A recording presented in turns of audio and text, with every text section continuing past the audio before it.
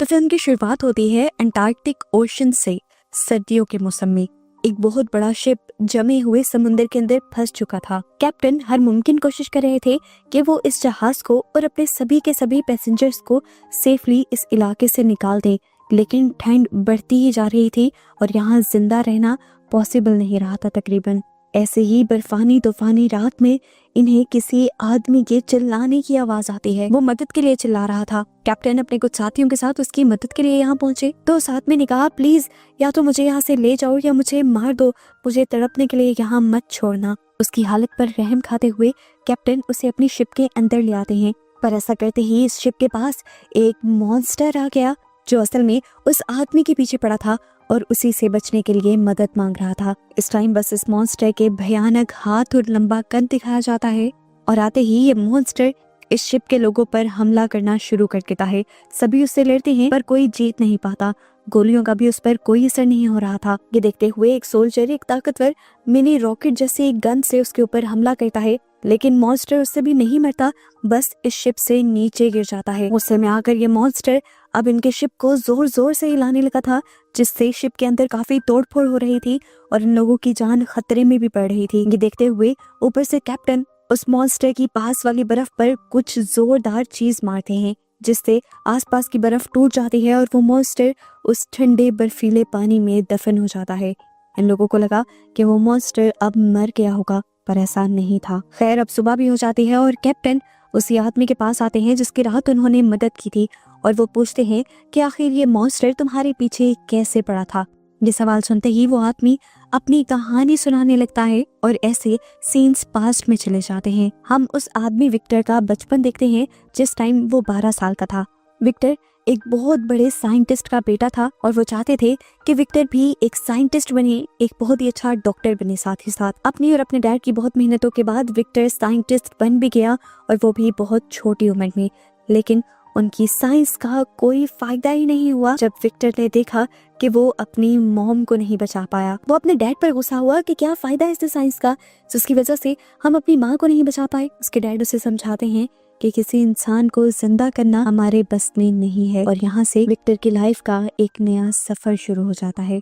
उसने ठान लिया था कि वो कोई ऐसा रास्ता जरूर निकाल कर रहेगा जिससे वो मरे हुए इंसानों को दोबारा जिंदा कर सकेगा। कोई ऐसा फॉर्मूला या कोई ऐसी टेक्निक ढूंढ ही लेगा जो उसके डैड को नहीं पता। सीन कट होकर हमें दोबारा प्रेजेंट का सीन दिखाया जाता है, जहाँ पर वो मॉन्स्टर जो कि पानी के अंदर दबा हुआ था वो दोबारा उस पानी से निकल आता है।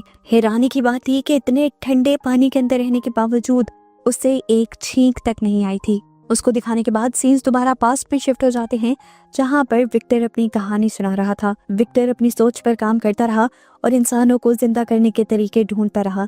सालों गुजर गए। जब विक्टर 30 साल का हुआ तो फाइनली उसने बिजली के जरिए इंसानों के ऑर्गन्स का इस्तेमाल करते हुए इंसान को जिंदा करने का तरीका ढूंढ ही निकाला। अपने एक्सपेरिमेंट को लेकर वो बड़े बड़े बिजनेसमैन की एक मीटिंग के अंदर गया। वहाँ उसने सबको दिखाया कि उसने एक आधे इंसान को एक मशीन के जरिए जिंदा कर दिया था। ये देखकर वहाँ के सभी लोग डर जाते हैं क्योंकि उन्हें लग रहा था कि विक्टर किसी इंसान को इस तरह जिंदा कर गॉड को चैलेंज देना चाह रहा है और अपने आप को गॉड समझ रहा है। वो विक्टर को ही बुरा भला कहने लग जाते हैं और फौरन उसे अपना ये एक्सपेरिमेंट बंद करने को कहते हैं, पर विक्टर वो एक्सपेरिमेंट बंद नहीं करता और अपने बनाए उस ह्यूमनॉइड की तरफ एक बॉल फेंकता है। वो ह्यूमनॉइड वो बॉल कैच भी कर लेता है और बोलता भी है। ये देखकर सब लोग डर जाते हैं और फौरन विक्टर को यहाँ से चले जाने को कहते हैं। कोई भी उसके एक्सपेरिमेंट पर पैसा लगाने के लिए तैयार नहीं था। उस समय विक्टर वहाँ से चला जाता है और उसका बनाया वो क्रिएचर दर्द में तड़पता रहता है पीछे। कुछ लोगों ने तो उसकी रिसर्च और कामयाबी से इसलिए मुंह मोड़ लिया था क्योंकि उन्हें लग रहा था कि अगर विक्टर की रिसर्च के बारे में लोगों को पता चल गया तो फिर कोई भी इंसान मरेगा ही नहीं और ये दुनिया ज्यादा इंसानों से भर जाएगी। उदास विक्टर यहाँ से चला जाता है और फिर विक्टर को बुलाता है एक बहुत बड़ा बिजनेसमैन। असल में मसला ये था कि इस बिजनेसमैन के पास पैसा बहुत था, बिजनेस बहुत था, पर उसकी अपनी जिंदगी बहुत कम रह गई थी। वो सालों से ही कोई ऐसा तरीका ढूंढ रहा था जिससे वो अपनी बीमारी को ठीक कर सके और अपनी लाइफ बढ़ा सके। और अब विक्टर को देखते हुए उसके एक्सपेरिमेंट के बारे में जानकर उसके अंदर भी उम्मीद जागी थी कि वो भी अपनी जिंदगी जी सकता है। वो बिजनेसमैन विक्टर से कहता है कि तुम्हें जितना पैसा चाहिए, जो जो चीजें चाहिए, दुनिया के जिस भी कोने से चाहिए, मैं तुम्हें सब ला कर दूंगा, तुम अपनी लैब बनाओ और अपना एक्सपेरिमेंट पूरा करो ताकि बाद में तुम मेरी जान बचा सको। विक्टर बहुत ज्यादा खुश था। वो अपने भाई विलियम के घर जाता है उसे ये खुशखबरी देने के लिए कि वो अपनी एक लैब बनाने वाला है। उसका भाई भी उसकी इस कामयाबी पर खुश होता है और यहीं पर विक्टर की मुलाकात होती है एलिजाबेथ से, विलियम की वाइफ से, जो विक्टर को समझाती है कि साइंस और गॉड के दरमियान में एक लाइन है, तुम साइंस के जरिए बस अपने एक्सपेरिमेंट पूरे करना, कभी भी अपने आप को गॉड मत समझ लेना। खैर विक्टर अब बहुत दूर एक ऐसी जगह पर चला जाता है जहाँ पर कोई भी उसके एक्सपेरिमेंट के बारे में जान न पाता। इस हवेली को वो आहिस्ता आहिस्ता से अपनी लैब में बदल देता है और चांदी के 2 बड़े बड़े एंटीनास भी मंगवाता है। वो जानता था कि उसे एक पूरे इंसान को जिंदा करने के लिए बहुत ज्यादा बिजली की जरूरत पड़ेगी और इतनी बिजली इस टाइम पर कोई बना नहीं सकता था, और पूरे इंसान को जिंदा करने के लिए उसने आसमानी बिजली के इस्तेमाल का सोचा था। और ये चांदी के एंटीनास आसमानी बिजली को इकट्ठा करके उसके एक्सपेरिमेंट को ही पूरा करते और उसके बनाए इंसान को जिंदा कर देते। विलियम, उसकी वाइफ एलिजाबेथ, जो कि उस बड़े बिजनेसमैन की भतीजी थी, वो भी विक्टर का साथ देते थे। उन्होंने ही मिलकर विक्टर के साथ ये लैब कंप्लीट करवाई थी। लैब के बनने के बाद विक्टर ने काफी एक्सपेरिमेंट किए पूरे इंसान को जिंदा करने के, पर वो एक्सपेरिमेंट्स में कामयाब नहीं हो पाया। तब एलिजाबेथ ने उससे कहा, ऐसे नहीं, तुम बिल्कुल शुरू से शुरू करो, अपने ऊपर गौर करो, जैसे तुम हो वैसा ही उसे बनाओ। विक्टर एलिजाबेथ की बात समझ गया और उसने अपना एक्सपेरिमेंट नए सिरे से शुरू किया।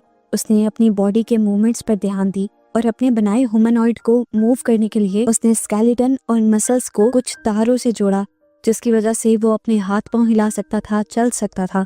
उसने अपनी क्रिएचर के पूरे जिस्म में तारे बिछा दी। उसका स्ट्रक्चर पूरा करने के बाद अब विक्टर को जरूरत थी उसके अंदर सारे ऑर्गन्स लगाने की। अब वो विक्टर कहाँ से अरेंज करता? उन्हीं दिनों जंग भी चल रही थी। वो जंग के मैदान से बहुत सारी डेड बॉडीज उठा कर लाया और उन्हीं डेड बॉडीज के ऑर्गन्स निकालते हुए उसने बिल्कुल उसी तरह अपने ह्यूमनॉइड के अंदर वो ऑर्गन्स लगा दिए जैसे एक इंसान के अंदर लगे होते हैं। इस ह्यूमनॉइड को बनाने का प्रोसेस बहुत ही ज्यादा भयानक था। विक्टर ने एक एक डेड बॉडी काटी थी सही ऑर्गन्स ढूंढने के लिए। इस ह्यूमनॉइड के अंदर उसने किसी की आंख तो किसी का नाक लगाया था। आखिर जब वो अपनी तरफ से इस पूरी बॉडी को पूरा कर लेता है तो वो इसका नाम फ्रैंकेनस्टाइन रखता है। इस बॉडी के दिल को वो एक पावर मशीन के साथ जोड़ देता है जो बिजली के जरिए उसके दिल को जिंदा कर देती। बॉडी बनाने के बाद उसे बस इंतजार था तो बस एक गरज चमक के साथ तूफान का, जब आसमानी बिजली उसके चांदी के एंटीनास पर गिरती और वो एंटीनास इस ह्यूमनॉइड को जिंदा कर देते। उसने इस ह्यूमनॉइड का नाम फ्रैंकेनस्टाइन रखा था। एक दिन ऐसे ही तूफान आ भी जाता है। विक्टर को लगता है कि आज उसका एक्सपेरिमेंट पूरा हो जाएगा और उसी दिन वो बिजनेसमैन जिसने ये पूरा एक्सपेरिमेंट करवाया था वो भी विक्टर के पास आ जाता है। विक्टर उससे पूछता है, देखो आज एक्सपेरिमेंट पूरा हो जाएगा, तुम मुझसे क्या चाहते हो? वो आदमी कहता है, मैं और क्या चाहूंगा, मैं बस यही चाहता हूँ कि जब मैं मर जाऊं तो तुम मुझे भी इस बॉडी की तरह ही जिंदा कर देना, और अगर तो मुझे जिंदा नहीं कर सकते तो मेरा दिल और दिमाग इस बॉडी में डाल देना। ये सुनकर विक्टर कहता है, नहीं, मैं अपनी बॉडी के साथ और छेड़छाड़ नहीं करूंगा। ये सुनकर उस बिजनेसमैन को गुस्सा आ जाता है और उन दोनों के दरमियान में लड़ाई हो जाती है। ऐसे ही लड़ाई में वो बिजनेसमैन भी नीचे गिरता है और मारा जाता है। आसमानी बिजली भी उन टॉवर्स पर गिर जाती है जो विक्टर ने बनाए थे, लेकिन उसके बावजूद भी विक्टर देखता है कि उसका एक्सपेरिमेंट नाकाम था। वो ह्यूमनॉइड यानी फ्रैंकेनस्टाइन जिंदा नहीं हुआ था। विक्टर अब पूरी तरह टूट चुका था। उसकी सालों की मेहनत बर्बाद हो गई थी, इसलिए वो थक कर सो गया। सुबह जब उठा तो उसे अपनी आंखों पर यकीन नहीं आ रहा था। फ्रैंकेनस्टाइन चल सकता था, उसकी आंखों के सामने खड़ा हुआ था। पट्टियों में बंधी हुई अपने इस क्रिएचर को देखकर वो खुद ही डर जाता है। उसकी चाल चलन बहुत ही ज्यादा अजीब थी। जाहिर सी बात थी कि एक नॉर्मल इंसान तो था नहीं। तारों से जुड़े हुए क्रिएचर की चाल चलन ऐसी ही होती है। वैसे भी इसके जिस्म का हर हिस्सा तो किसी दूसरे इंसान का था। छोटे छोटे टुकड़ों में बटा हुआ ये क्रिएचर काफी भयानक दिख रहा था। विक्टर को खुद भी फ्रैंकेनस्टाइन से काफी डर लगता था, इसीलिए उसने फ्रैंकेनस्टाइन को एक खुफिया कमरे में बंद कर दिया। विक्टर ने नोटिस किया था कि इस बड़ी सी क्रिएचर का दिमाग बिल्कुल एक पैदा हुए बच्चे के बराबर है। विक्टर अब उसे बोलना सिखाता है और सबसे पहले उसे नाम देता है अपने ही नाम पर और उसके सामने बोलता है, आई एम विक्टर। और फ्रैंकेनस्टाइन भी बिल्कुल उसी अंदाज में पर अपनी भयानक आवाज में बोलता है, आई एम विक्टर। हर गुजरते दिन के साथ विक्टर उसे आम इंसानों वाली लाइफ सिखाने की कोशिश करता रहा, लेकिन विक्टर एक बात भूल गया कि दिमागी तौर पर फ्रैंकेनस्टाइन एक बच्चा है और उसे एक बच्चे की तरह ट्रीट करना होगा। कुछ दिन गुजरते हैं। विलियम अपनी वाइफ एलिजाबेथ के साथ विक्टर से मिलने के लिए आते हैं। और उसके आने पर विक्टर घबरा जाता है क्योंकि विक्टर एलिजाबेथ के अंकल को मार चुका था। विक्टर अभी एलिजाबेथ से मिलता नहीं तो एलिजाबेथ को तहखाने से कुछ आवाजें आती हैं। वहाँ जब वो जाती है तो उसका सामना हो जाता है फ्रैंकनस्टीन से। वो उसे देखकर बहुत ज्यादा हैरान थी और विक्टर की कामयाबी पर खुश भी थी। फ्रैंकनस्टीन को देखकर वो कहती है, तुम तो बहुत बड़े हो। और यहाँ फ्रैंकनस्टीन उससे उसका नाम पूछता है और एलिजाबेथ उसे अपना नाम बताती है। एलिजाबेथ भी अब फ्रैंकनस्टीन को चीजें सिखाने की कोशिश करती है। वो उसे 3 नाम बताती है, पानी, हवा और आग। विक्टर जब ये नोटिस करता है कि फ्रैंकनस्टीन उसकी सिखाई बातें नहीं समझ रहा बल्कि एलिजाबेथ की सिखाई बातें समझ रहा है क्योंकि वो बच्चों के लेवल पर आकर उसे समझा रही है, तो उसे थोड़ी सी जेलसी फील होने लगती है। इसी गुस्से में वो अपने भाई विलियम के पास जाता है और उसे कहता है, तुम फौरन एलिजाबेथ को यहाँ से ले जाओ। जो क्रिएचर मैंने बनाया है वो बहुत खतरनाक है। उसी ने एलिजाबेथ के अंकल को भी मार दिया है। वो विलियम को एलिजाबेथ के अंकल की लाश भी दिखाता है और कहता है कि अगर तुम्हें अपनी और अपनी वाइफ की जान प्यारी है तो आज ही यहाँ से चले जाओ और मैं अपनी इस क्रिएचर को भी खत्म कर दूंगा। विलियम भी विक्टर की बात मानते हुए एलिजाबेथ को लेकर यहाँ से बाहर निकल जाता है और उनके निकलते ही विक्टर भी इस पूरे महल के अंदर पेट्रोल डालकर आग लगा देता है, जिसकी वजह से ये पूरा महल ब्लास्ट हो जाता है और विक्टर भी उड़कर बाहर निकलता है। उसकी टांग इतनी बुरे तरीके से जख्मी हुई थी कि पूरी की पूरी टूट गई थी और बस कुछ वेन्स के साथ ही बामुश्किल वो अपनी बॉडी के पिछले हिस्से से जुड़ी हुई थी। विक्टर की हालत देखते हुए विलियम परेशान हो जाता है और उसे भी अपने और एलिजाबेथ के साथ लेकर शहर चला जाता है। जिसके बाद सीन यहीं से कट होकर मूवी दोबारा प्रेजेंट में आ जाती है, जहां प्रेजेंट में हमें दिखाया गया था कि फ्रैंकनस्टीन पानी से सही सलामत निकल आया था और अपना बदला लेने के लिए अब वो शिप के अंदर भी चला गया था और उसने शिप के कुछ हिस्सों में आग लगाना भी शुरू कर दी थी। अब कैप्टन खुद फ्रैंकनस्टीन के सामने जाता है और उससे पूछता है, क्या विक्टर ने यानी तुम्हारे डैड ने जो कहानी सुनाई है वो सच है? क्या तुम वाकई में इतने खतरनाक हो कि इंसानों को मार देते हो? फ्रैंकनस्टीन कहता है, नहीं, वो आधी सच्चाई है। मैंने किसी इंसान को कभी नहीं मारा। हाँ, मैं ये जरूर मानता हूँ कि मुझे विक्टर पर गुस्सा है। मैं उससे बदला लेना चाहता हूँ उस चीज का जो उसने मेरे साथ किया। उसने मुझे चलते हुए महल में छोड़ दिया था। मैंने बहुत मुश्किल से अपनी जान बचाई और बेसमेंट के रास्ते से होता हुआ मैं बाहर निकल आया। वो रास्ता जंगलों में निकलता था। मैं जंगलों में कई सालों तक भटकता रहा। वो कहता है कि विक्टर ने तो कभी इस बात का भी ख्याल नहीं किया कि मैं एक बच्चा था दिमागी तौर पर। मैं उस दुनिया में कैसे जीता। मैंने मुश्किलें सही। जानवर तक मुझे देखकर डर कर भाग जाया करते थे। मैं बहुत अकेला था। जंगल में कुछ शिकारी मुझे देखते तो फौरन मुझ पर हमला करने लग जाते क्योंकि वो मुझे शैतान समझते और मानते थे। ऐसे ही एक और मर्तबा कुछ शिकारी उसे देखते हैं जिनसे बचकर वो भाग नहीं पाता और शिकारी उसे गोलियां मार देते हैं। अपनी जान बचाने के लिए वो यहाँ से भागता हुआ एक घर के पास आता है और उसमें छुप जाता है। जब उसे होश आया तो उसने देखा कि उसके सारे के सारे ही जख्म भर चुके थे। फ्रैंकनस्टीन हैरानी से सब कुछ बता रहा था। वो कहता है, मैंने फिर उस घर में देखा।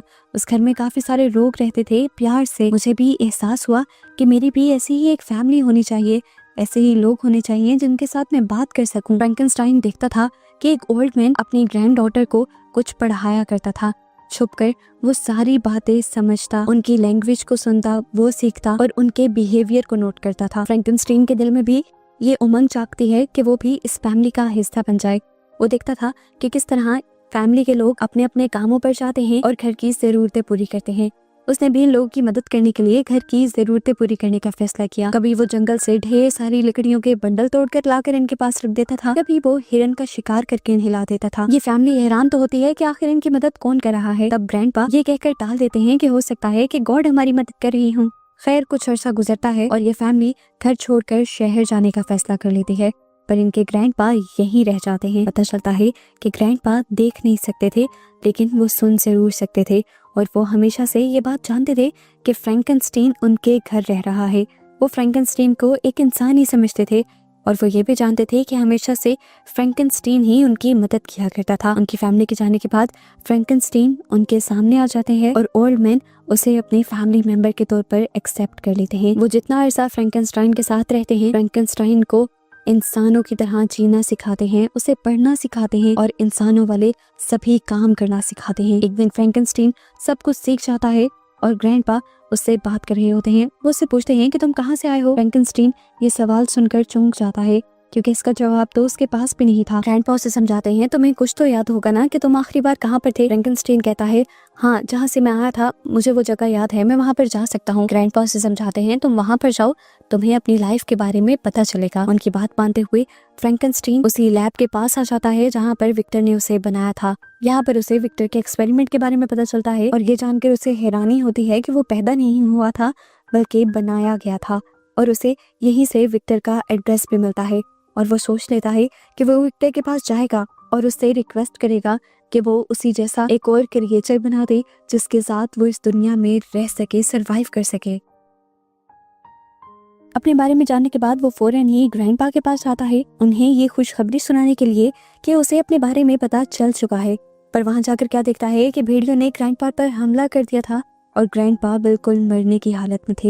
ये देखकर वो बिल्कुल टूट गया। उसने ग्रैंडपा से कहा, आप मर नहीं सकते, आप ही तो इस दुनिया में मेरे अकेले साथी हैं। इनकी बातों के दौरान ही यहाँ पर ओल्ड मैन के बेटे आ जाते हैं जो फ्रैंकनस्टीन को एक मॉन्स्टर समझ लेते हैं और पीछे से ही उसके ऊपर शूट कर देते हैं। उनसे बचने के लिए फ्रैंकनस्टीन भागता है और बाहर आ जाता है और ये आदमी उसके ऊपर इतनी गोलियां चलाते हैं कि आखिर वो गिर जाता है। इन्हें लगा था कि वो मर गया, पर वो सिर्फ बेहोश हुआ था। अगले दिन उसे दोबारा होश आ गया, लेकिन अब ग्रैंडपा भी उसके वहां नहीं रहे थे। उनके बच्चे उन्हें यहाँ से ले गए थे। फ्रैंकनस्टाइन अब जानता था कि उसे क्या करना है। उसे विक्टर के पास जाना था। विक्टर का एड्रेस उसे पहले ही मिल गया था। सफर तय करते हुए जब वो विक्टर के पास पहुंचा तो उसने देखा कि विक्टर और उसका भाई विलियम पार्टी कर रहे थे। ये देखकर उसे गुस्सा आ गया कि वो इस दर्द में जिंदगी गुजार रहा है और विक्टर अय्याशी की जिंदगी जी रहा है। इस गुस्से में वो विक्टर पर हमला करता है और कहता है कि मैं तुम्हें मार दूंगा। विक्टर भी उससे कहता है, मैं यही चाहता हूँ कि तुम मुझे मार दो। मुझे अफसोस है अपने पर कि मैंने तुम जैसी भयानक क्रिएचर को बनाया। मैं तो उस दिन से पछता रहा हूँ जिस दिन से मैंने तुम जैसे मॉन्स्टर को बनाया। फ्रैंकनस्टीन उससे कहता है, मैं मॉन्स्टर नहीं हूँ। पर विक्टर उसकी बात नहीं सुनता और उसके ऊपर गोली से हमला करने ही वाला होता है। पर एलिजाबेथ फ्रैंकनस्टीन के सामने आ जाती है और फ्रैंकनस्टीन की गोली अपने ऊपर खा लेती है। फ्रैंकनस्टीन एक मर्तबा दोबारा टूट गया था क्योंकि ग्रैंडपा और एलिजाबेथ ही थे जो उसे इंसान समझते थे। दुख में एलिजाबेथ को गोद से उठाए वो पार्टी में से बाहर निकल जाता है। घर पर अपनी वाइफ के मरने की वजह से विलियम भी सदमे में आ चुका था। वो विक्टर से कहता है कि तुमने सब बर्बाद कर दिया। हालांकि विक्टर उससे माफी भी मांगता रहा, लेकिन फिर भी विलियम उसे अपने घर से निकाल देता है। विक्टर को अब फ्रैंकनस्टीन पर बहुत ज्यादा गुस्सा आ गया था कि उसकी वजह से उसके भाई की लाइफ बर्बाद हो गई। बदला लेने के लिए वो दोबारा फ्रैंकनस्टीन को ढूंढते हुए उस तक पहुंचता है और गुस्से में जाकर उसकी नाक उतार देता है। विक्टर उससे कहता है कि मैं तुमसे अपना बदला लेकर ही रहूंगा। फ्रैंकनस्टीन कहता है, अच्छा, अगर तुम मुझसे अपना बदला लेना चाहते हो तो मुझे ढूंढ लेना। ये कहकर वो वहां से चला जाता है और ऐसे ही सालों गुजर जाते हैं। काफी सालों तक विक्टर भी फ्रैंकनस्टीन का पीछा करता रहा, कई ऐसी चीजें लेकर जिससे वो फ्रैंकनस्टीन को मार सकता था। एक दिन फ्रैंकनस्टीन खुद उसके सामने आ गया और उसने कहा, आखिर क्या है तुम्हारे पास मुझे मारने के लिए? लाओ मुझे दो, मैं खुद अपने आप को मारूंगा, लेकिन अगर मैं ना मरा तो मैं तुम्हें मार दूंगा। विक्टर फ्रैंकनस्टीन के हाथ में डायनामाइट पकड़ा देता है, यानी बॉम्ब पकड़ा देता है, जिसकी वजह से फ्रैंकनस्टीन ब्लास्ट हो जाता है, पर हमेशा की तरह मरता नहीं और कुछ अरसे बाद जिंदा हो जाता है। और उसके बाद से ही अब वो विक्टर के पीछे पड़ चुका था, क्योंकि अब अपने कहे के मुताबिक उसने विक्टर को मारना था। वो जब विक्टर को टॉर्चर कर रहा था, जब उसे मार रहा था, तभी तो विक्टर ने मदद के लिए कैप्टन और उसके लोगों को बुलाया था। ये वही सीन था जो हमें मूवी के स्टार्ट में दिखाया गया था। प्रेजेंट में फ्रैंकनस्टीन ही कैप्टन और विक्टर को ये सारी कहानी सुना रहा था। वो विक्टर से कहता है, मैं आपसे ज्यादा कुछ नहीं चाहता था, दिल से आपको मारना भी नहीं चाहता था, बस शुरू में मैं इतना ही चाहता था कि आपको ढूंढूं और आपसे कहूं कि मेरे जैसा एक और बना दो जिसके साथ मैं जिंदगी गुजार सकूं। उसकी ये बात सुनकर विक्टर की आंखों से आंसू आ जाते हैं और वो फ्रैंकनस्टीन से माफी मांगता है कि मैंने तुम पर एतबार नहीं किया जिसे मैंने खुद बनाया था। विक्टर की हालत काफी खराब थी, वो मरने वाला था, पर मरने से पहले वो फ्रैंकनस्टीन को कहकर जाता है कि तुम्हें जीना होगा मेरी जगह पर और मुझे माफ भी करना होगा। फ्रैंकनस्टीन भी यहाँ पर विक्टर को माफ कर देता है और उनकी इस एंडिंग को देखकर शिप के सभी लोग रोने लग जाते हैं। आखिर फ्रैंकनस्टीन शिप से उतर जाता है और उनकी इस शिप को इस बर्फानी तोदे से आजाद करवाते हुए समुंदर में भी भेज देता है। सभी लोग इस तरह आजाद हो जाते हैं सिर्फ और सिर्फ फ्रैंकनस्टीन की वजह से। आते हुए सभी फ्रैंकनस्टीन की तरफ हाथ हिलाते हैं। फ्रैंकनस्टीन इंसानों को एक और मर्तबा अपने से दूर जाता देखते हुए दुखी था, पर अब उसने ठान ली थी कि वो ये जिंदगी अकेले ही गुजारेगा और इस तरह उसे दिखाते हुए ही ये मूवी यहाँ खत्म हो जाती है।